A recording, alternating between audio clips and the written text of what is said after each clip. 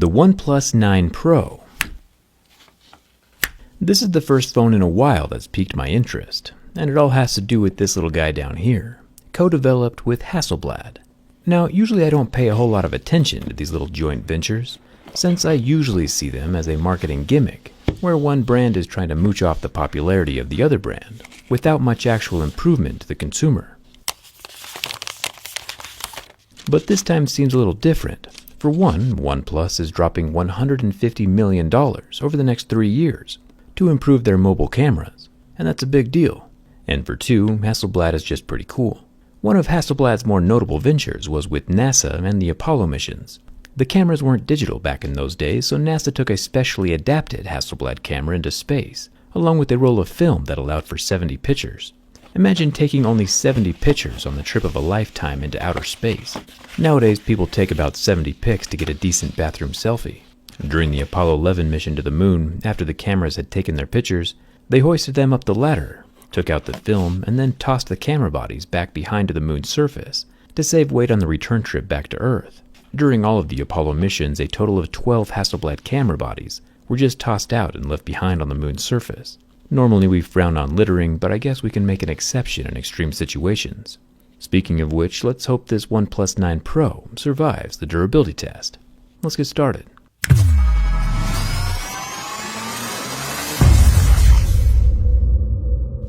Right off the bat, the most noticeable thing on this OnePlus 9 Pro is the camera bump, with its quad cameras, and the very noticeable Hasselblad logo across the lens. Then of course we have the highly reflective glass back panel.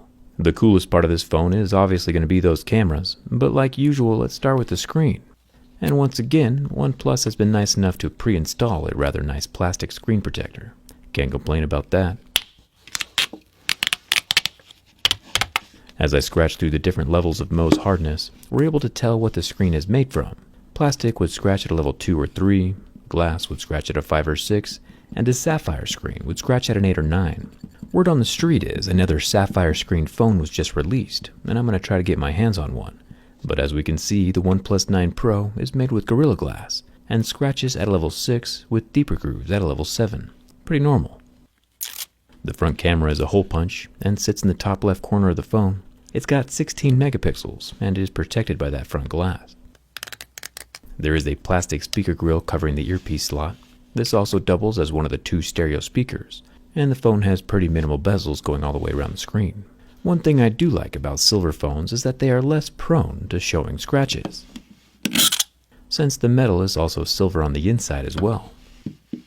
After seeing the ROG phone, this antenna line makes me nervous. The power button and mute slider are both made from metal. I think every phone should have one of these. The top of the phone is pretty vacant. Just one of those noise-canceling mics up here. Then we have the volume rocker running down the left side, also made from metal. At the bottom of the OnePlus 9 Pro, we have the second stereo speaker slot, the USB-C port, and the single SIM card tray. It does have a red rubber ring around the opening. The phone is officially IP68 this time around, but we'll have to check out the rest of the ingress points from the inside during the teardown. The back glass panel is super smooth this time around, no frosted glass or etching, just a soft smudge collecting piece of glass. If you're trying to keep your fingerprints on the down low, there's always robot camo from D brand. The nice thing about skins is that you can switch them up whenever you want, and it's like getting a totally new phone. Robot camo is kind of fitting for the OnePlus 9 Pro, since there are more robots than humans in space at the moment. I'll leave a link down in the description so you can customize your own phone. Let's talk a little bit more about this Hasselblad camera setup. I feel like smartphones in general have been doing small quirky things to stand out lately, but I'm hoping that OnePlus's huge investment into the mobile camera will bring some legitimate improvement to the space. Since this is the first phone constructed during the partnership, Hasselblad has contributed software improvements, color tuning, and sensor calibrations.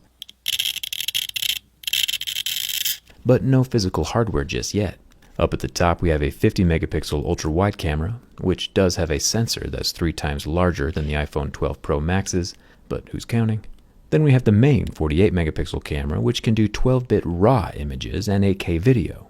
To put that into perspective, this camera can capture 68 billion colors, while the screen can only display 1 billion, which is crazy. The extra information is still utilized, of course, for picture editing and better quality in general, even if it's not visible on the screen. It's just interesting to see how far cameras have come. The main camera also works alongside a dedicated 2-megapixel monochrome camera down here.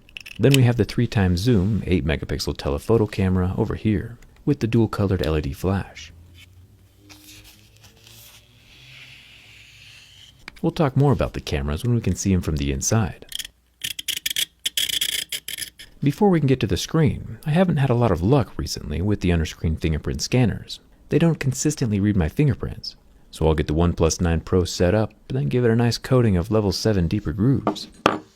The scanning location is optical, as you can see from the light that helps illuminate my fingerprint for the under-screen camera. It's also positioned very low on the screen, which is interesting, but it does still work every time. No complaints here. Now for the screen. The OnePlus 9 Pro is packing a 6.7-inch 1440p 10-bit display, meaning it's got those 1 billion colors we talked about earlier. Most cell phone screens do not.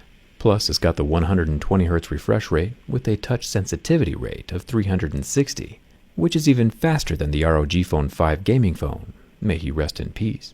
But the most important thing of all, and the reason you're all here, is that the AMOLED screen can last 40 seconds under the heat from my lighter, which is good because that was a lot of information to communicate. It's a powerful flagship of a phone, and with that, the 9 Pro does have a flagship of a price. The last thing we have left is to check the structural integrity. Rumor has it there are 2 batteries inside of this thing, and the last dual battery phone we tested didn't do so well. When bent from the back, this OnePlus 9 Pro does have a slight curve, but locks out and does not crack, kink, or break. Flipping it to the front, it once again locks out and stops bending. Not too shabby. My fingers are pretty happy there are no glass shards this time around. The OnePlus 9 Pro passes my durability test. I'm looking forward to seeing what this Hasselblad partnership brings to the camera space. If Hasselblad is creative enough to work with NASA, I'm looking forward to seeing what they can do with OnePlus.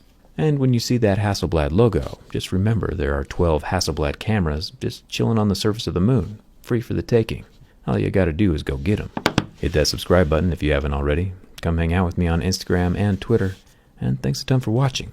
I'll see you around.